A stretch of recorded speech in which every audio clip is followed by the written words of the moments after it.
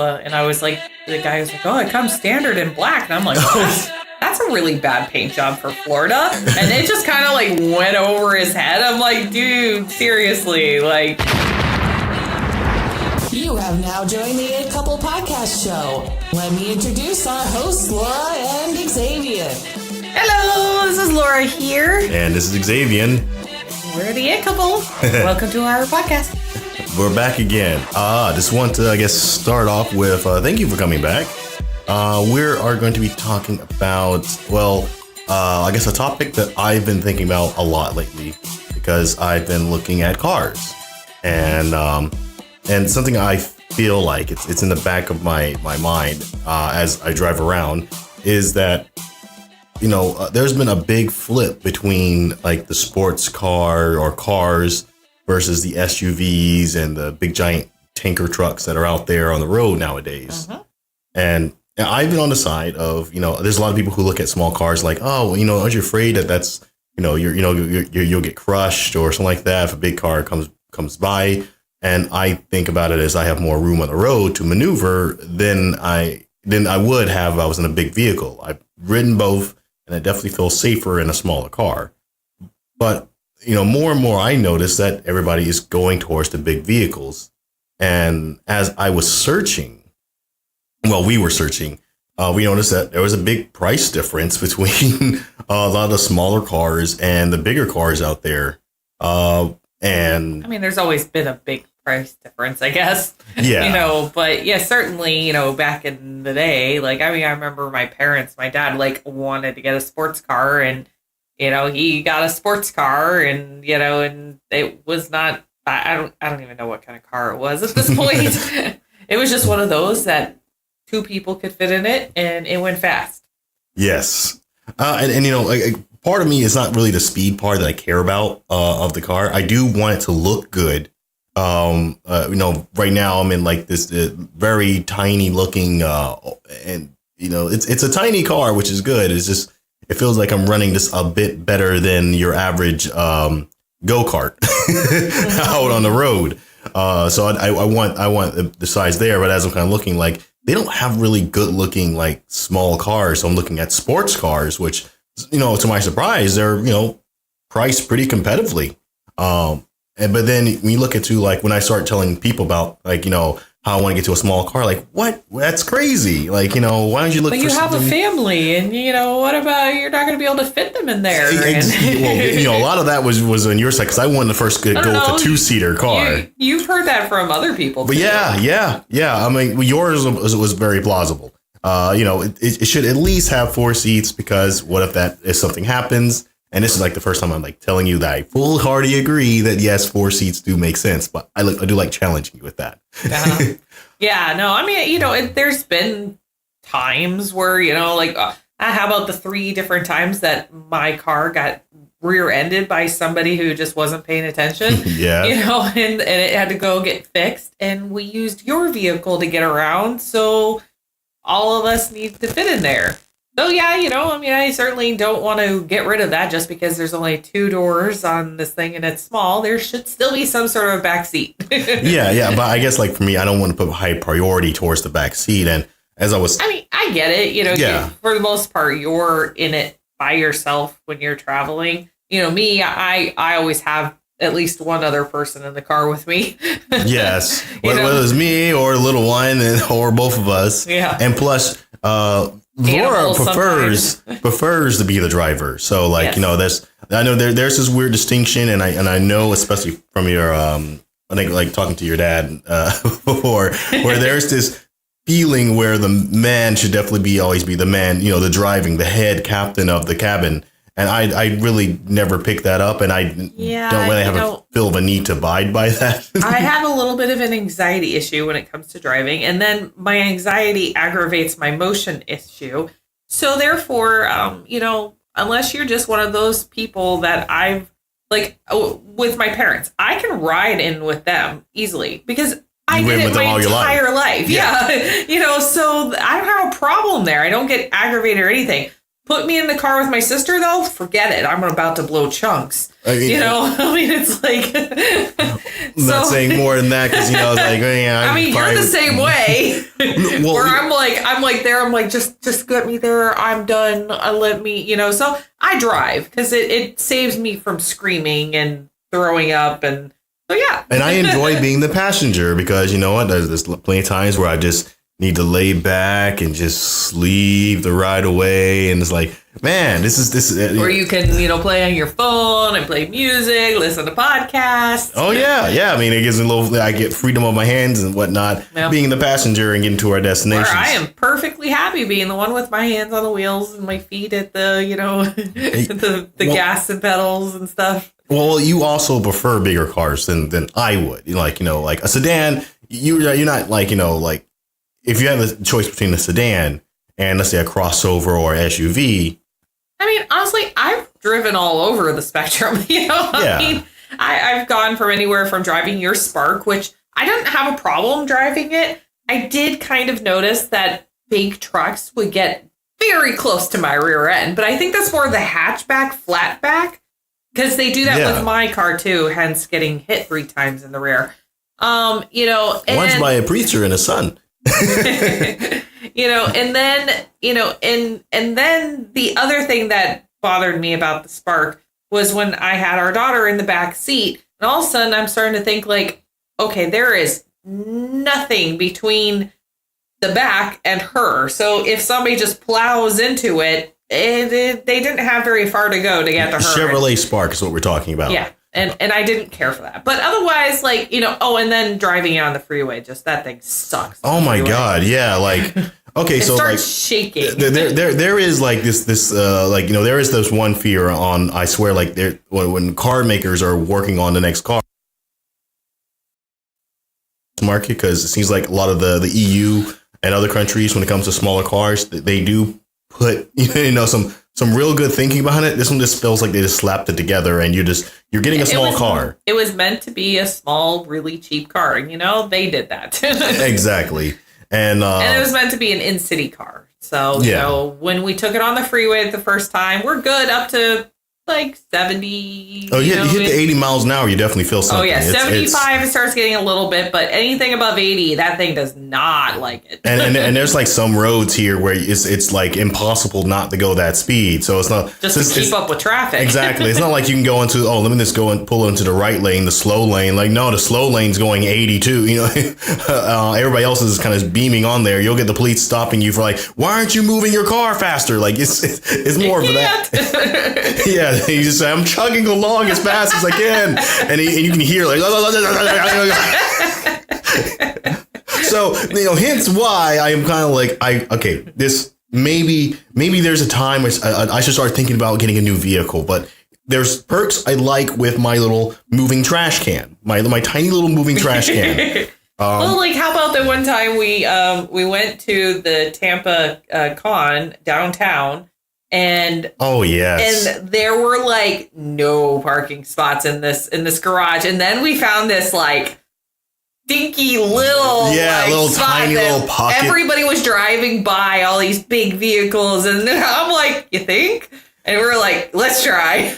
And we fit. Yeah, I mean, just think about it this way. Like there's like these what do you call it? Like you see these trucks. And you have a truck on one side, and a truck on another side, and they're both encroaching on the lane. This can get right in there. I mean, it's a satisfying feel. And there's even times like when in traffic you'll have this. I'll give them the benefit of the doubt now. I don't normally give people benefit of the doubt, but just you'll have people that decide of this. You jump into your lane halfway. Oh, yeah. It happens to me all the time. Exactly. And if you're in a smaller car, if you're in a big car, that's a big problem because, you're going to get you're going to meet up somewhere unintentionally. With the small car, you have time to go, oh, this guy, he's in the lane. He's still getting closer while he's in my lane. I need to pull back or move forward. And, just having that extra time to have that reaction, people are like, doing some crazy stuff, especially the people who don't use their blinkers. Certainly. Like sometimes you don't know if it's just that like, hey, they kind of got a little sidetracked. Yes. So, so they just kind of drift into your lane and they plan on going back into their lane right after. Or are they coming over and they don't see me? You know, those are two very big distinctions, and they look about the same, you know, at the start of it. So it's kind of like, all right, you know, I don't want to like freak this person out, because sometimes honking your horn because it can, you know. Oh, yeah. And all of a sudden it is jerking to your lane instead. Which, you know, so it's like, you don't, it's this whole like thing, like, even though you want to let them know, like, hey, I'm over here, if you honk your horn, they might freak out and hit you anyways, and maybe even hit other people, you know? Yeah. I mean, we call it, there was, there was that one night, and going off topic for a little bit, where we were riding in a car with a friend. Mm-hmm. I was sitting in the back seat. You were sitting in the front, I believe. No, you were in the front. I was in the back seat. Oh, okay. Oh, well, that shows how good my memory is. But this guy just comes up. I don't know, male or female, but they beam up behind us. Yes, it just beams up behind us, like going extremely fast. Now, they were in the lane next to us. Yeah, we were in the slow lane, the right lane to be in. Because we were going to take the next exit. Exactly. And meanwhile, this person beaming up, going fast, there's no cars around us. It is nighttime. Yeah. It is clear. And this guy's beaming. You see his lights. Our lights are on, so they hopefully can see us. And then all we know is this person narrowly misses us, which, you know, was like questions like, you could have just turned over in a lane or something, but then lost control. Then we saw them, like, you know, hit the metal. And as far as I know, they're all right. Yeah, it was bad. I mean, I tried, like, I mean, obviously we called the police like right after. We were already still going past, so it would have been extremely unsafe and dangerous of us to stop at that point. And there were people far enough back that they were able to like get to him. And so we called the police as quickly as possible. And we're like, yeah, we just witnessed an accident. Yeah. You know, and but yeah, I mean, it was a person who wasn't paying attention. You know, who knows what they were doing. They got distracted. And, you know, and then they realized, like, and they almost took us out with them. Yeah, exactly. It was one of those, like, flash before your eyes, you know, kind of scenario. And then, like, you know, you see the lights. Anyway, horrible situation. And, like, I do think, like, the thing I want to get across in there is just that time to react.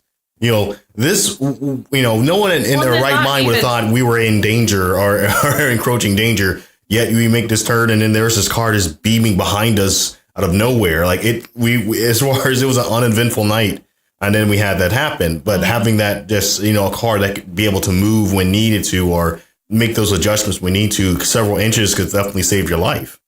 And kind of why I look at the smaller spectrum of vehicles. You know, I mean, whether it's a small vehicle or a big vehicle, I've seen them all get into accidents. You know, and I mean, you know, you could say that same thing for, like, you know, I guess the motorcycles don't really run into the same lane or same issue because they are not balanced.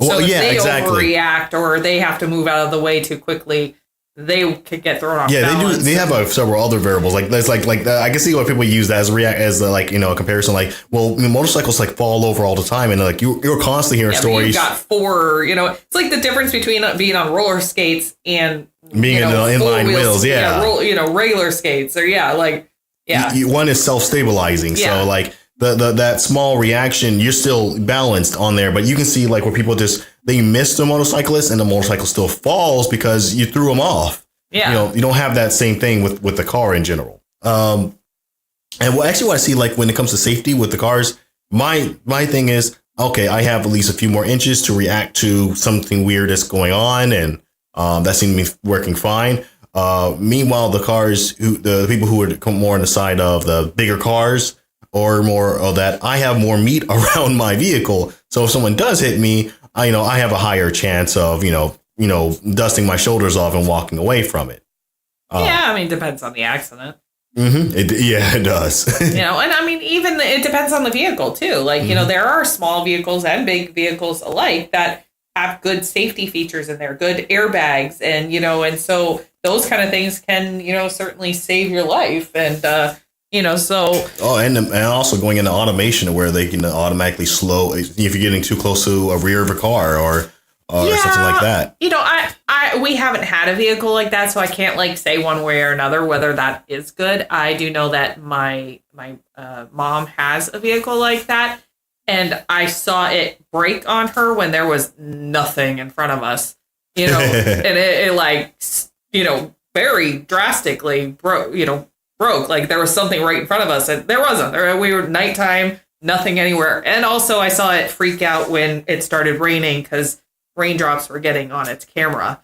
So it's not a perfect system quite yet. No. But certainly, I like the idea of it. I'm glad they're going in that direction, though. I think they're going to be some hit or miss. Oh, of course. I mean, it's like with anything that's new. I mean, there's always going to be that, that area. Trial Yeah, exactly. No matter what devices or stuff like that it comes out. So I guess like where I kind of But I still think having that backup, that like, because people get distracted when they're driving. Yes. Yeah. Well, I guess kind of what I want to go with it is, okay, I remember back in the day, and I'm just using my own memory, the Kia Sportage, specifically, I think when that just came out, or I'm not sure if it was out in the, different country or something like that beforehand. But I remember that was like the pivotal moment where I started noticing where a lot of people started changing over from the SUVs. It's changing over from the car vehicles, your sedans, your 2-door cars, your sports cars, and more towards the SUV type. And I remember there was like a lot of news press talking about how more and more everyday Americans are driving SUVs, and it was and crossovers. The thing is too, we say it a lot where Americans tend to have bigger vehicles, but we also tend to drive more distance. Yeah, in Europe, a lot of times they work near where they live, and it's because it's a lot more compact, and we're not necessarily that way. We live out in suburban. Plus they have historical reasons too. Yeah. They can't move their buildings further apart. Well, yeah, certainly there was a lot of definitely. But and so they also a lot of time, there are roads that are already, there. Narrow. Yeah. They're very narrow roads. So small vehicles, necessity, and so there's a lot of factors that affect that, but they are a lot of times built for a more smaller area of driving if they need a vehicle at all. But most of the time, I went and visited over there for a while, and it was a lot of walking.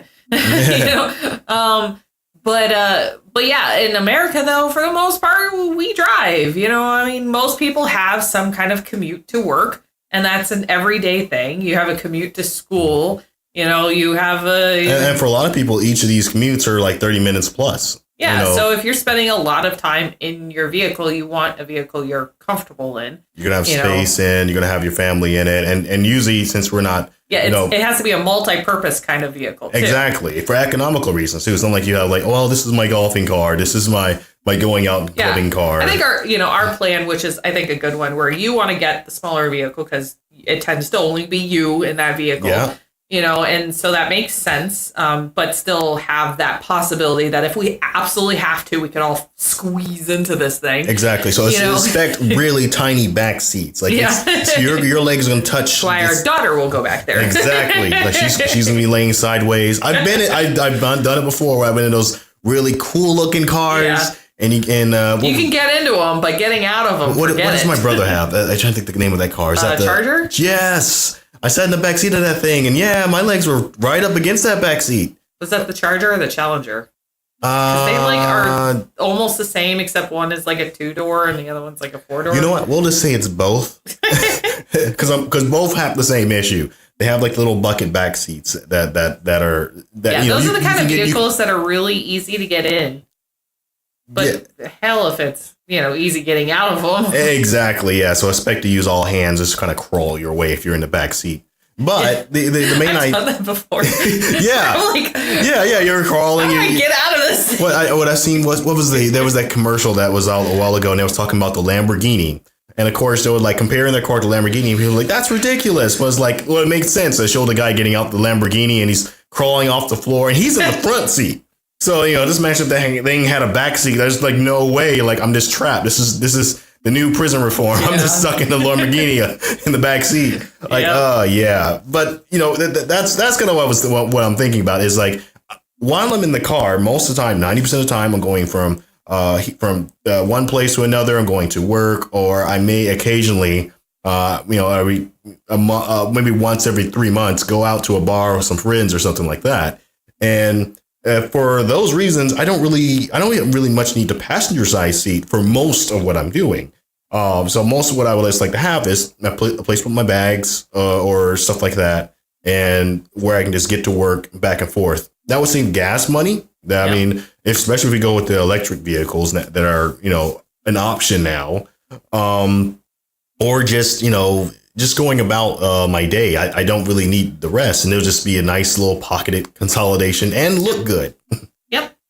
And me, on the other hand, I'm looking at bigger. Okay, now here's the part. I wonder why. Well, I know, our family necessities and stuff like that, but why not a sedan? A 4-door sedan that we can all still squeeze into. Well, the thing I've ran into is there's been a few times where we have put boxes like a desktop or something in there, or even today we got a TV, and I'm going to flex. We got a 65-inch 4K TV. Looks really nice. I'm just going to say that it's great, and it fit inside the car perfectly. Anyway, go ahead. Anyhow, so there's these moments where we are like, oh man, I really hope this thing will fit in there, into our car, which is a Kia Soul, and it barely, and there's a lot of things that we've been like, yeah, no, we can't get that. There's no way that'll fit in there. Yeah. So I want something that's long enough that I don't have to be like, is it worth paying $20 to rent one of those trucks to get this thing? I want something big enough that I can look at a dresser and be like, yeah, I'm going to put that in my truck, and, we're going to get this dresser, instead of being like, all right, is it worth paying shipping for it? Is it worth trying to figure out if I can get somebody to help me pick this up, or go rent a truck? And what I would say to that argument back then is that, let's say if we're going to get something big, we're not always getting something big. So, we could just go pay $25, go rent a U-Haul truck for an hour or two. But it's happened enough that, if we did it every time, if we paid $20 every time. Yeah, exactly. It could add up to being a very, getting another monthly subscription service. Yeah. Plus, we have, friends that we go out with a lot, and the 6 of us have a hard time fitting in one vehicle because all of us have 5 passenger vehicles, And not to mention, when we go shopping in general, just in general. We're normally going to grab something else, so we're not just picking up people; we're picking up things. Yeah, and so it does make 3 sense. of us, and things. And then when we go visit someone's house for more than one vacations, and then something that's comfortable to travel long distance in. My family, they're close, but that's still an hour and a half, 2-3 hour drive. Sometimes your family's 8-hour drive. Yeah. And this isn't it's just me and you, no, this is a full family lifestyle. Well, sometimes our guinea pig has to come with us. Exactly. Yeah. This is something that we've been actively doing for, as long as we've been together. So it does make a lot of sense. This isn't just every now and then, no, this is part of life. You don't know, one weekend you're getting a dresser drawer because, I don't know, the other one just, doesn't work, or you don't have one, you'd add it in. Yeah. So it's just a part of life. So it does make sense for to have the combination of both a big vehicle and maybe a small one, just to it just adds to the savings. I still need to get to my work or where I'm working at. But I also don't need to use up the 5 other seats that may be in the car with me. I don't need and also I'm not going to be stacking and grocery shopping if I'm going to work back and forth every day. Right. So, do you tell me your top 3 small vehicles that you like that are economical, and then give me a luxury one for the heck of it? I got one. Yes. I know. Yes. Okay. So 4 vehicles. The last one, yes, going to be my favorite. There's no doubt about it. I don't know the name, the exact name of it. I think it's the. Are you starting with the luxury one then? No. We're going to start with the bottom. The one that I feel like what may end up happening is I will be conceding to this vehicle and going towards it. If for some odd reason, everything does, I don't get the car I really want. Okay. And that will be the Fiat 500e. Not a bad car at all. It just doesn't fulfill that one requirement of maybe just that dad who still wants to say he has it. Requirement of just like looking like a real good, sexy vehicle. It's a cute car. It's a cute car, but I'm a man. I know. And I'm just, me coming out of a cute car, but I past that, whatever that male side of me that really wants aggression side of me, or what do you call it? That really wants that side. It still is a really good car. It does kind of what my car does now, but performs a lot better.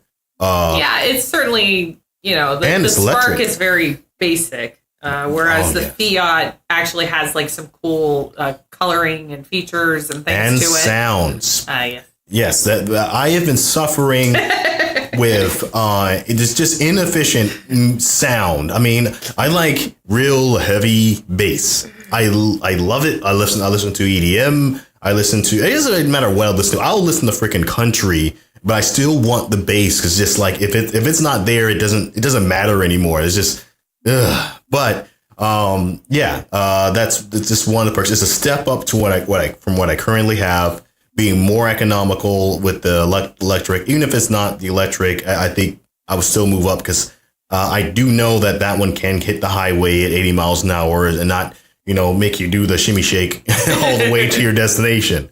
My second place car. So that was your third. The Fiat was. That was the third place. Okay. Boy, am I gonna just not think of the name of it. It was the. Oh my goodness, I cannot think of it. It has 3 doors. I know that. Oh, the Hyundai Veloster. Veloster, yeah.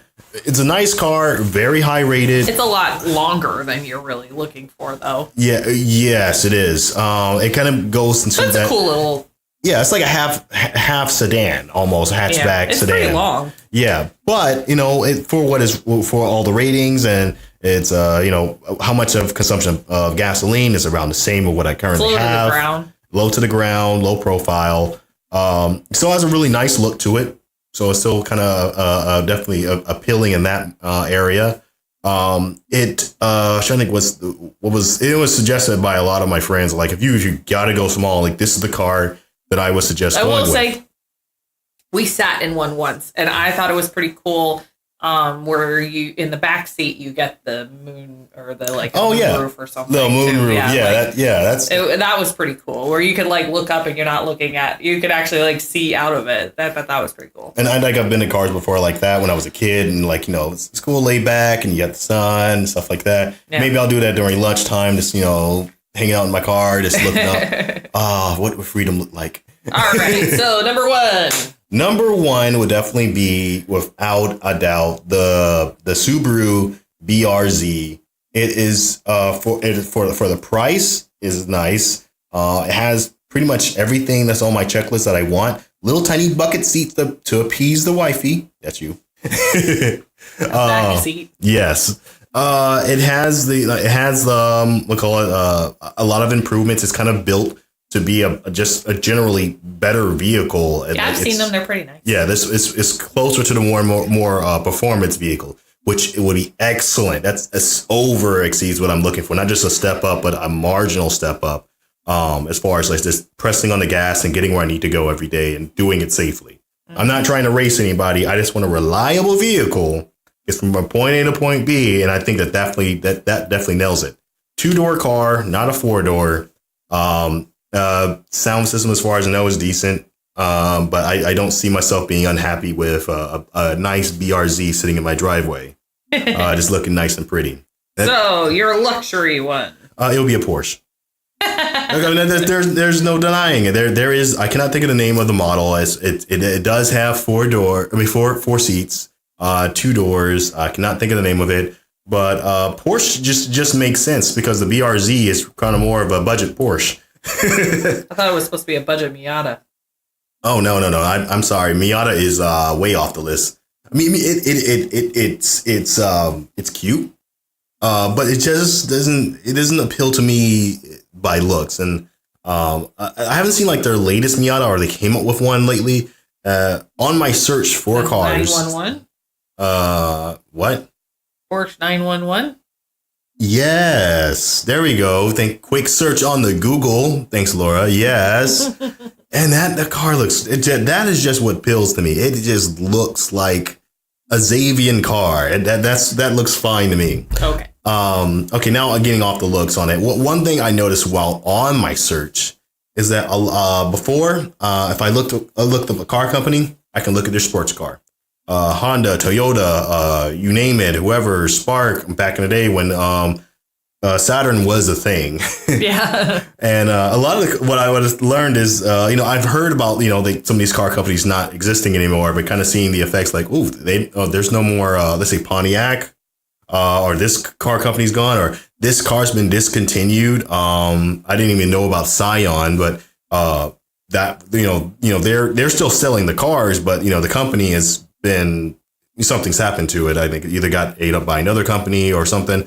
But a lot of that, and a lot of the cars that when I was looking for what they had new, it was all in the SUV sedan market. So there'll be a sedan maybe, and then there'll be a couple of SUVs on their lineups. The crossovers are very popular. Exactly. And before it was the other way around, especially when I remember like looking up, I'm going to say Kia, they didn't really seem to have much of a coupe model.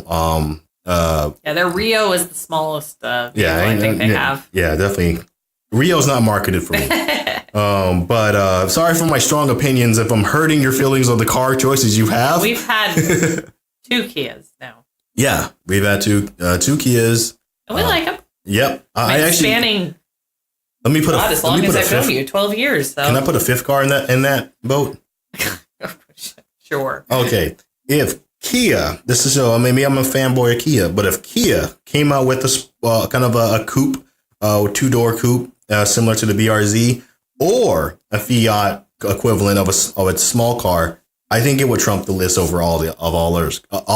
Because I do like how Kia, like Kias in general. I know a lot of people who've been like trying to get Kia to do a pickup truck or something. Yeah, I feel like there's so many trucks out there, but then again, maybe I'm wrong. I do feel like trucks are definitely. There are a lot of trucks out there, but not necessarily a lot of economical trucks.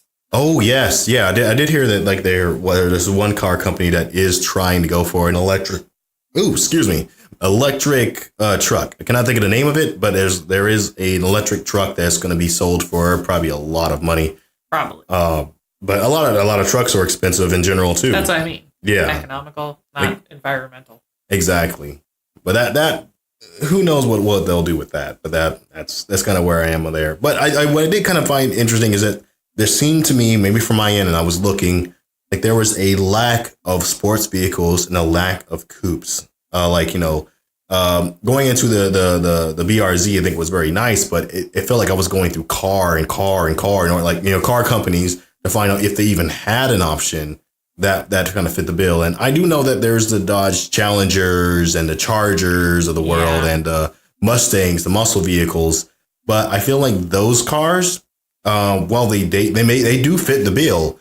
The problem is they're just as wide as the sedan, or just as long as a sedan. So why not just get one with 4 doors? Well, like we had a Mustang in front of us today, and I mean it was as wide as my Kia Soul. Yeah, it doesn't. Not as long as it too. And it feels like at that point it's a waste. Now I'm back again with the same problem, and now I'm in a bigger vehicle with the same amount of seats around me. Or maybe even less, because I think there's some where it's just 2 doors, 2 seats, but they're just as big as the regular cars, and plus they are not very gas friendly.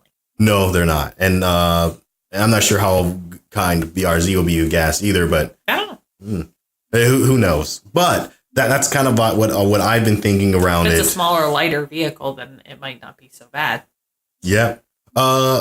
I'll kind of put like some other cars out there that I looked at that, that got knocked. Well, I guess one in particular that started off. I was looking at the Fiat Spider first, and it looked like a pretty nice, very, very much on the small category of vehicles.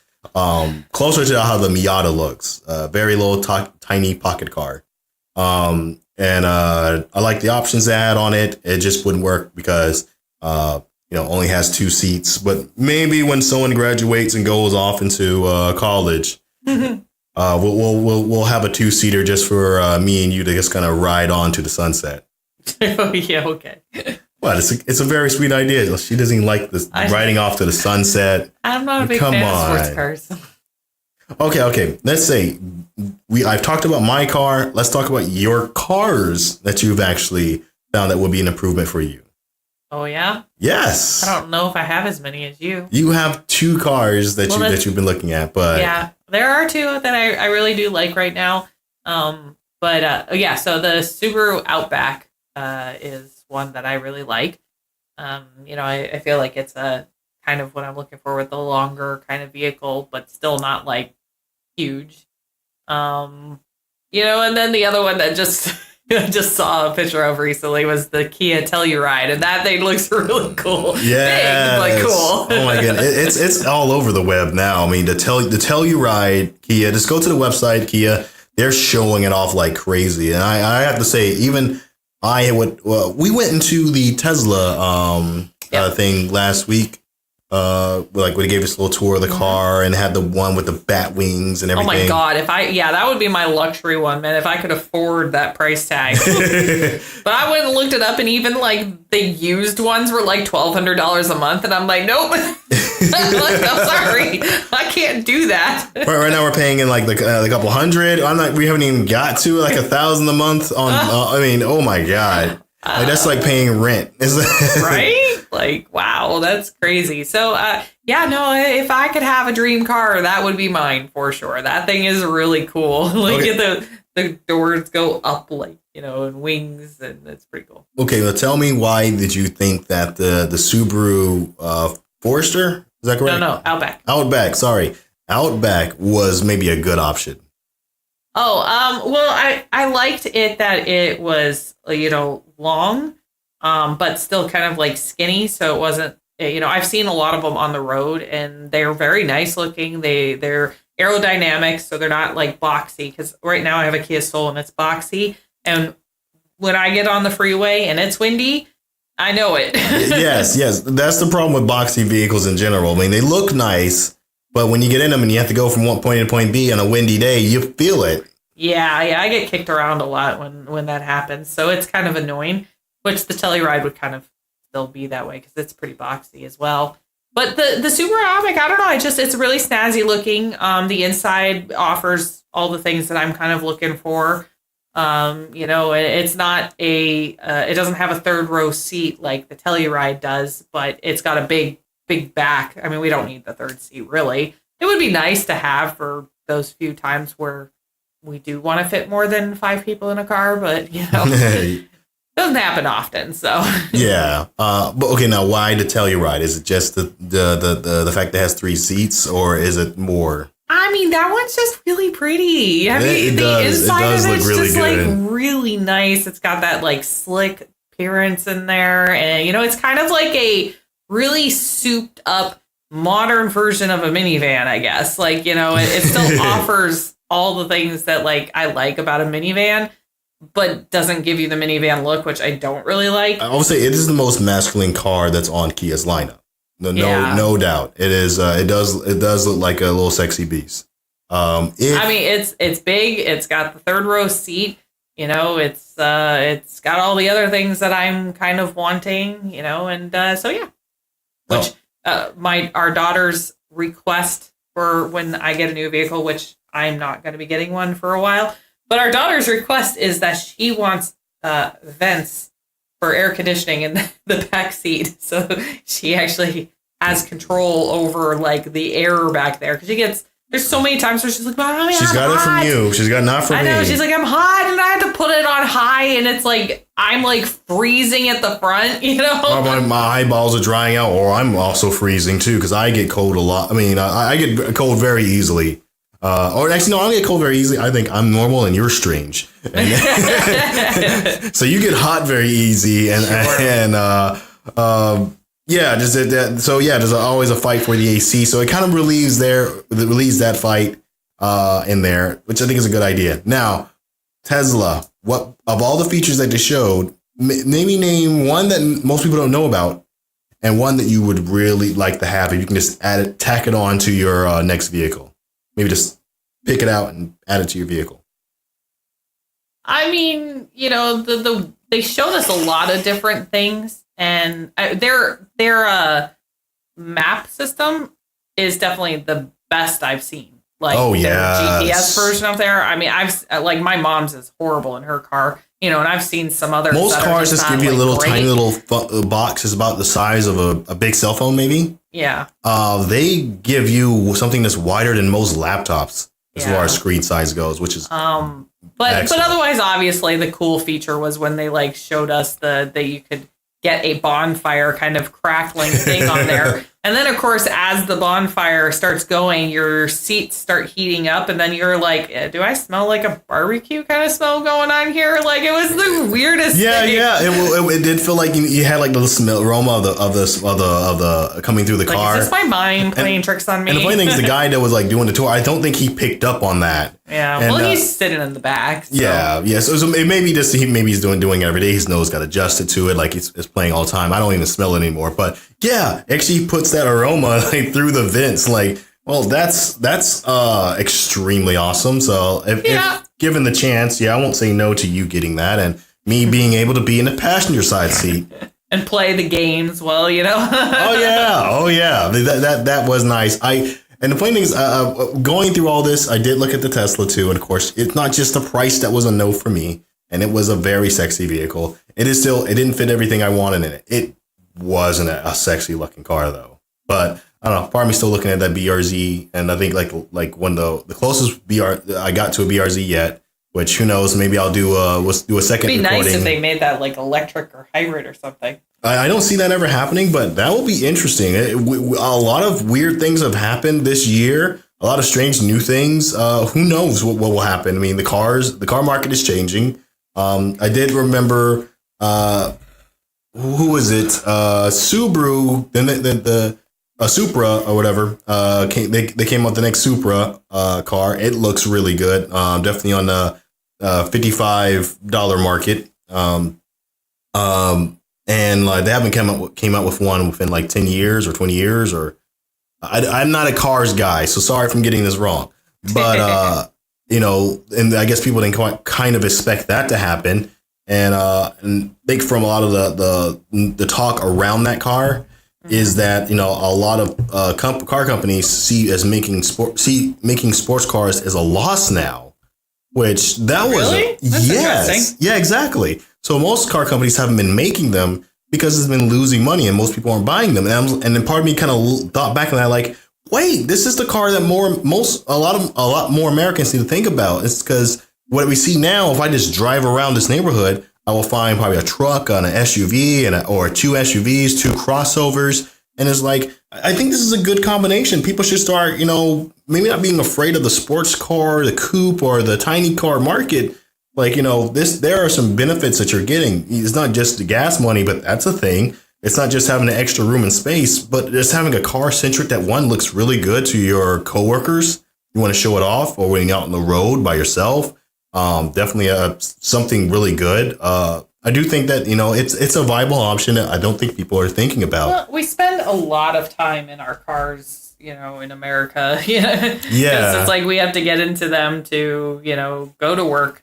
Get in them to go get groceries, go get gas, go get, anything, go anywhere, meet friends, go to, movies, go to the library, who knows? and I do think that the 2-car option is less like a better option because it is, it's where you would like to have. Like it's a two, you're going to go from point A to point B. It's just how, life works. But let's say you're a 2-car family.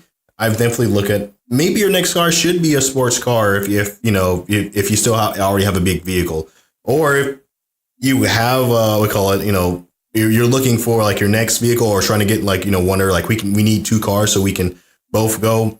See if this combination would work out for you. It solves a lot of problems as we kind of thought about, and I think it's really good. Plus, there's a lot of cool stuff that's coming out. Mm-hmm. All right, let's go ahead and wrap this up. Thank you so much for listening to us talk about cars that we are not car experts. Experts. I've been actually. I thought it was pretty funny when we went to the Tesla, and I was like, the guy was like, "Oh, it comes standard in black," and I'm like, "What?" that's a really bad paint job for Florida. And it just kind of like went over his head. I'm like, dude, seriously, like it's a pretty well known fact that black is a horrible color in Florida. And you don't know, here's something I thought was funny is as we were listening to this, like, I wonder if we were on this app. So I went there and just kind of pulled us up while we were in the car. And it's like, yeah, we're podcasters. And I was like, what, really? And then we pull up their channel and there we are. Yeah. And then cross-promoting inside Tesla. There we go. So anyhow, take it easy. Oh, you're going to say it now? You're going to? Okay, let me do it right. All right. Until next time, folks, thank you for watching. No, listening. Dang it, I messed up my own lines. And until next time, I threw you off. Stop it. Take it easy. See ya.